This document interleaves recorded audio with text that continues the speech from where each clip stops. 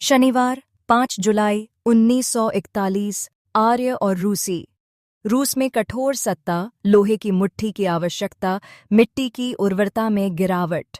हमें लोगों की जीने की इच्छा और जीवन पद्धति के बारे में एक सामूहिक दृष्टिकोण की आवश्यकता है। हमें फांसीवादी जन आंदोलन और रूस के जन आंदोलन के बीच स्पष्ट अंतर करना चाहिए। फांसीवादी आंदोलन प्राचीन रोम की परंपराओं की ओर एक स्वाभाविक वापसी है। रूसी आंदोलन में मूल रूप से अराजकता की प्रवृत्ति निहित है। स्वभाव से ही रूसी उच्चतर सामाजिक रूप की ओर झुकाव नहीं रखता। कुछ ऐसे लोग होते हैं जिनके यहाँ परिवारों का समूह मिलकर एक संपूर्ण समाज नहीं बन पाता। और यद्यपि रूस ने एक ऐसा सामाजिक ढांचा खड़ा किया है जो पश्चिमी मानकों से देखने पर राज्य कहलाता है, फिर भी वास्तव में वह व्यवस्था न तो उसके स्वभाव के अनुकूल है और न ही उसके लिए स्वाभाविक। यह सही है कि एक अर्थ में मानव संस्कृति का हर उत्पाद, सौंदर्य से युक्त हर कृति उसी बंधन के प्रभाव से जन्म लेती है जिसे हम शिक्षा कहते हैं। आर्य जातियां विशेष रूप से सक्रिय होती हैं। क्रिमेल जैसा व्यक्ति सुबह से रात तक काम करता है, कोई दूसरा व्यक्ति लगातार सोचता रहता है। इसी तरह इतालवी भी चींटी की तरह परिश्रमी, मधुमक्खी सा परिश्रमशील होता है। रूसी की दृष्टि में सभ्यता का मुख्य सहारा वोडका है। उसका आदर्श केवल उतना ही करना है जितना बिल्कुल अनिवार्य हो। हमारे काम की अवधारणा, काम और फिर और अधिक काम, उसे एक वास्तविक अभिशाप जैसी लगती है। यह संदिग्ध है कि रूढ़िवादी पादरी की मदद के बिना रूस में कुछ भी किया जा सकता है। वही पादरी रूसी को काम की अनिवार्य आवश्यकता से समझौता कराने में सक्षम रहा है, उसे दूसरे लोक में अधिक सुख का वादा करके।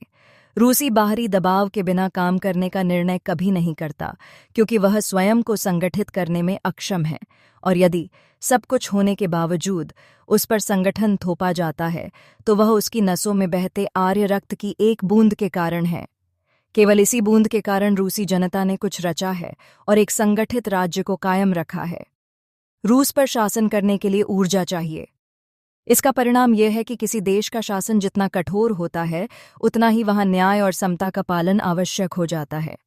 जो घोड़ा लगातार नियंत्रण में न रखा जाए, वह पल भर में ही सिखाई गई प्रशिक्षण की मूल बातें भूल जाता है। उसी तरह रूसी के भीतर एक सहज शक्ति है जो उसे बार बार प्रकृति की अवस्था की ओर ले जाती है। लोग कभी कभी अमेरिका में एक रैंच से भागे घोड़ों का उदाहरण देते हैं जो लगभग 10 साल बाद जंगली घोड़ों के विशाल झुंड बन गए। किसी पशु के लिए अपनी मूल अवस्था में लौट जाना कितना आसान होता है। रूसी के लिए प्रकृति की अवस्था में लौटना जीवन के आदिम रूपों में लौटना है। परिवार मौजूद रहता है। चैतामी अत्याजय है। स्त्री अपने बच्चों की देखभाल करती है, खरगोशनी की तरह, माँ के सारे भावों के साथ। लेकिन रूसी इससे अधिक कुछ नहीं चाहता। संगठित राज्य के बंधन के विरुद्ध उसकी प्रतिक्रिया को हमेशा एक बंधन ही होता है, क्योंकि वह व्यक्ति की स्वतंत्रता को सीमित करता है, उग्र और जंगली होती है, सभी स्त्रैण प्रतिक्रियाओं की तरह। जब वह टूट जाता है और झुकना चाहिए, तब रूसी विलाप करने लगता है। प्रकृति की अवस्था में लौटने की यही इच्छा उसकी क्रांतियों में दिखाई देती है। रूसी के लिए क्रांति का विशिष्ट रूप निहिलिज्म है। मेरा मानना है कि हजारों स्थानों पर अब भी पेट्रोलियम मौजूद है। जहां तक कोयले का प्रश्न है, हम जानते हैं कि हम प्राकृतिक भंडारों को घटा रहे हैं और ऐसा करके उपमिट्टी में खाली जगहें बना रहे हैं। लेकिन पेट्रोलियम के मामले में संभव है कि जिन झीलों से हम तेल निकाल रहे हैं, वे अदृश्य भंडारों से लगातार पुनः भरती रहती हों। निस्संदेह मनुष्य कल्पना किया जा सकने वाला सबसे खतरनाक सूक्ष्म जीव है।